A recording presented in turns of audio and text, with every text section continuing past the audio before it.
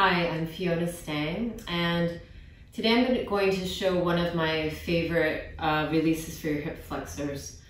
When I went through a period where I felt more tight than usual in my hip flexors, this is something I would add in before my deep relaxation posture. When you're doing this relaxation technique, make sure that it's comfortable.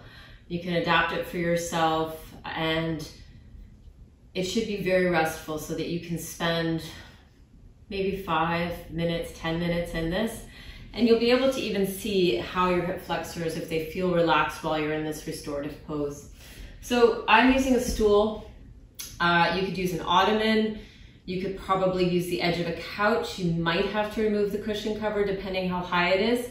Basically, you want to have your legs up on the stool. Nearby, you're going to have a yoga tie if you have it. I just have a scarf, so you can do it with a scarf, that works.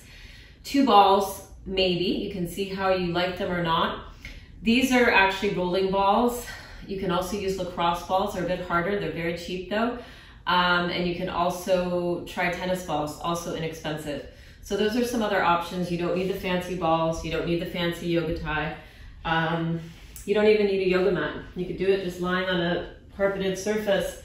So you're going to lie down and you're going to bring your knees, may not touch, but the idea is to think of wrapping the outer thighs to the inner legs, creating a broadness in your lower back. You're going to then take your scarf or your yoga strap if you have one and just tie it. This is just so you don't have to hold on. From there, you're going to lie down and you want to have the positioning, it's approximately 90 degrees. Maybe a little bit higher. If you find you're too low, you could grab a thin yoga block or a book, like a thick book about this, one of those big heavy ones. Put it on top of your prop so that you make about approximately a 90-degree angle. The balls are optional. Place them, you'll know where to place them, into your glutes, wherever it's tight. And then you just kind of wiggle around till everything feels even. And you just rest. Because of the scarf that I have or the yoga tie, I don't have to hold my legs up. I completely let go.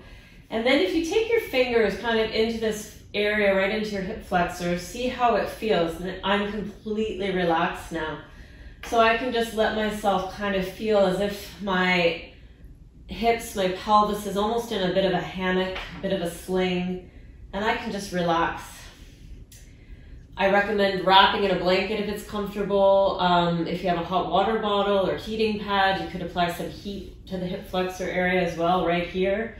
And again, you should feel very supported. You can also try it without the balls if that's too much, or a softer ball. A tennis ball will be pretty soft, a lacrosse ball will be pretty firm, and you could just lay like this.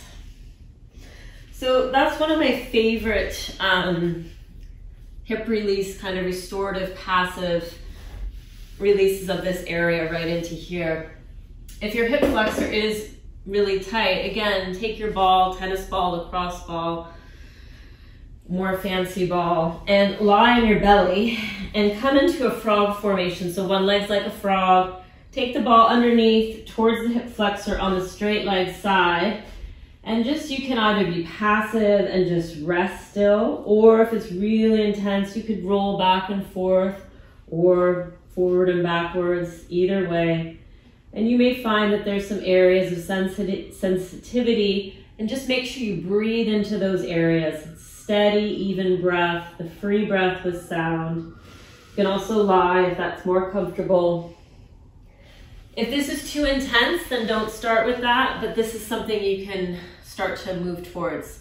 I know that as I get more active in ski season, or if I'm playing a lot of tennis, or if you're a bike rider, a jogger, this is a great release into the hip flexors.